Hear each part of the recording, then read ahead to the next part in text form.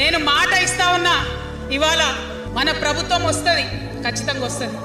ఎందుకంటే ప్రభుత్వంలో వచ్చేది మీ అమ్మ కాబట్టి అమ్మ జేబు చూడదు, కడుపు చూస్తుంది.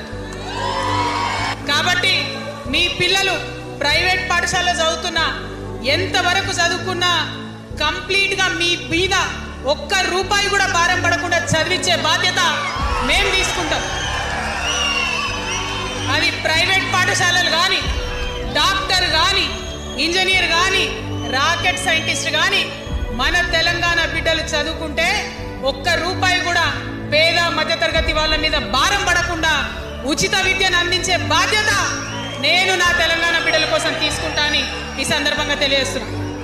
మీరు ఎంత చదువుకుంటారో చదువుకోండి, ఒక్క రూపాయి కూడా మీ మీద భారం పడకుండా చదివించే బాధ్యత తెలంగాణ రాష్ట్ర సేన తీసుకుంటుంది. ప్రైవేట్ పాఠశాలలు కూడా బాగుంటాయి, ప్రభుత్వ పాఠశాలలు కూడా బాగుంటాయి, కానీ భారం తల్లిదండ్రుల మీద పడదు. అది మీ అమ్మ ప్రభుత్వంలో జరగబోతుందని, మీ తల్లి ప్రభుత్వంలో జరగబోతుందని మీకు మాటిస్తా ఉన్నా.